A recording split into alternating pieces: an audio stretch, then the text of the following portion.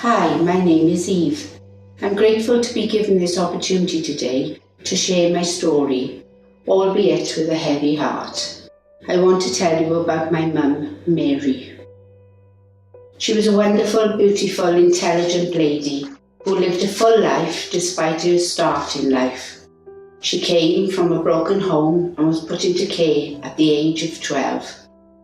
However, she never let this define her. She worked as a teacher, which was her passion, and ended her career as an headmistress.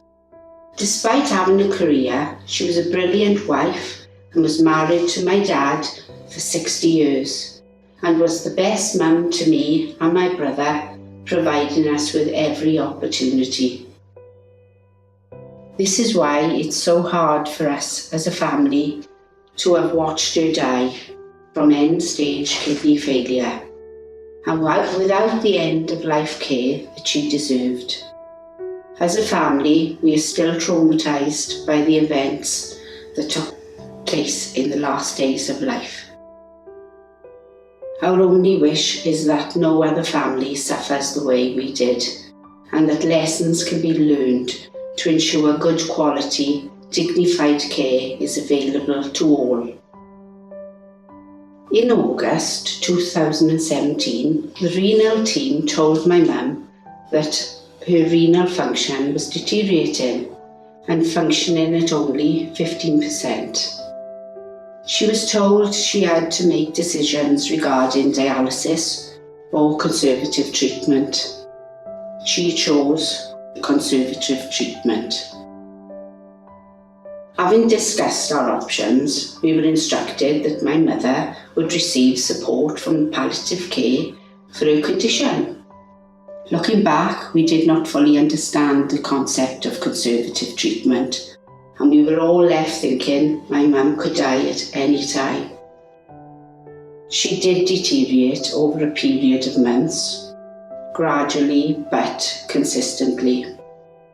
We did not have contact with anyone until we revisited the renal team 2 months later in October, by which time my mum had become increasingly unwell, sleepy and fatigued. The regular renal team nurse was not there as promised, which left me anxious, and I was relying on her for support. I telephoned her the next day in a very distressed manner, and as I knew my mother was deteriorating very quickly, I asked her to please ring the palliative care team, as I knew that my mother didn't have long left.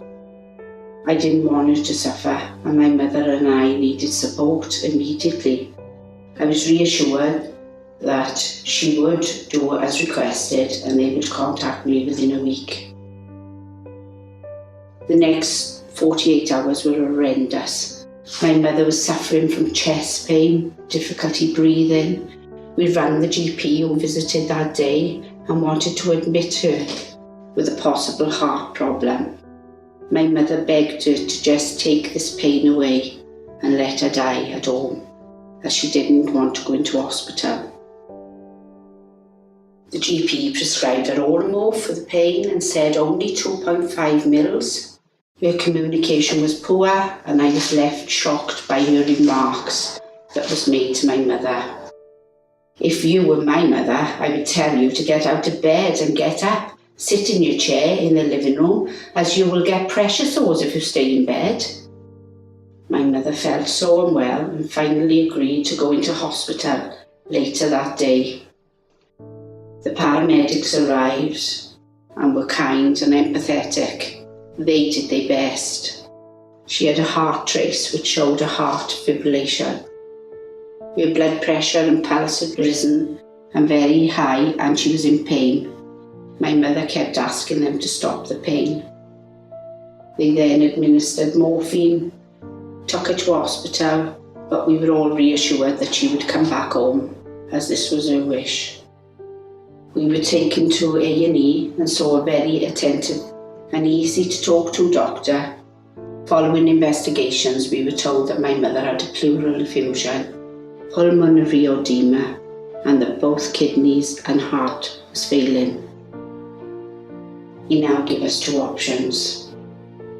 Drain the fluid around her lung, but said as quick as he could drain it, then it could fill back up. He was open, he was honest, and he was saying, you know your mother hasn't got long to live. Take my mother home and enjoy every time we have left with her. But by this time I was scared, as we had no measures in place to look after my mum. I asked the doctor if mum stayed in hospital, could he make sure that she wouldn't be in any pain.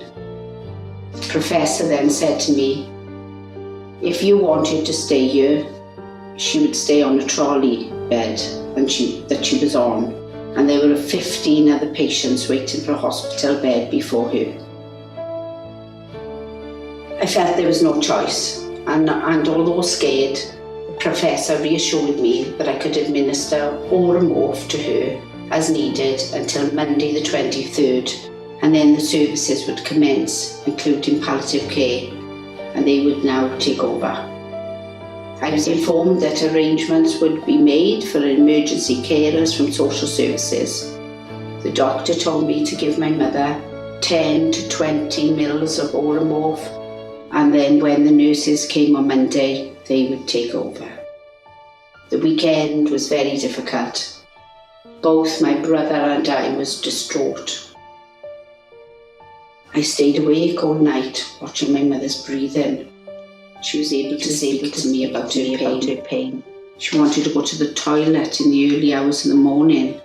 I managed to lift her out of bed and gently guide her to the bathroom. It took me over an hour to get her there and back. Seeing your mother so weak was so destroying. I reassured her that it was okay.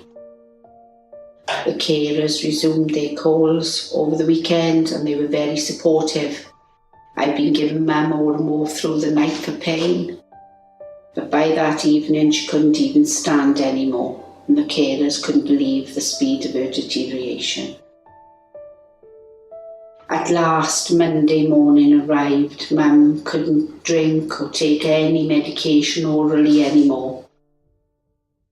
I ran crying to the renal nurse, as this was the only number I had to find out what help I could come. I told her my mum wouldn't be here very much longer. Later in the afternoon, the palliative care nurse arrived and said she was going to contact the district nurses to order a hospital bed, to which my brother and I commented that my mother would die before it arrived. I asked her how long she thought Mum had. She was vague, but said probably a few weeks. She contacted the district nurses who came the next day and they ordered the bed. At no point was there any discussion regarding my mother's pain and whether she needed a syringe driver, even though she couldn't take anything orally and was no longer able to take Oromorph. She'd been having this Oromorph regularly over the weekend. There was no just-in-case end-of-life drugs available to us. We were told that these would be ordered for the following day.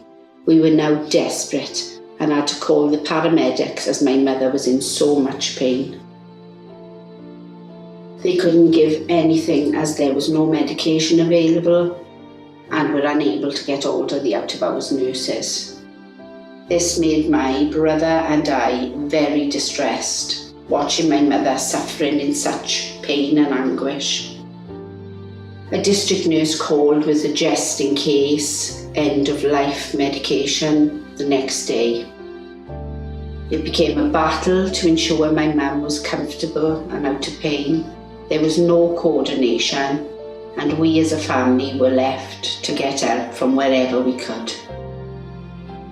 She had injections from the ambulance men, out of hours and district nurses, but the responsibility always fell to us. I spoke to the palliative care myself and asked her why my mother wasn't on a syringe driver, and was told the PRN injections were fine for now and she would call in 2 days. As a family, we were suffering watching Mum, losing her dignity in the final hours, not even pain-free.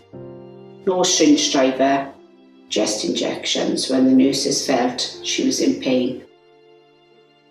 I know my own mother, and I categorically tell you, watching her grasp for her last breath, that she died in pain.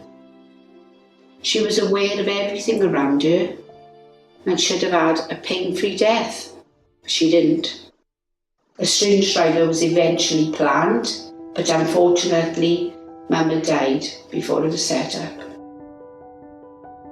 Please, for our family in our situation in the future, I'd ask you that more support is given to patients and their loved ones at the end of life. People are all different. Please don't treat all patients the same.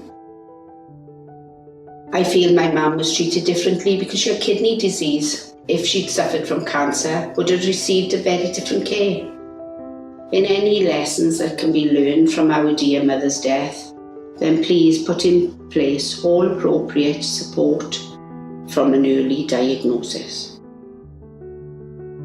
My mother died in pain, and we, her family, will never forget it for as long as we live.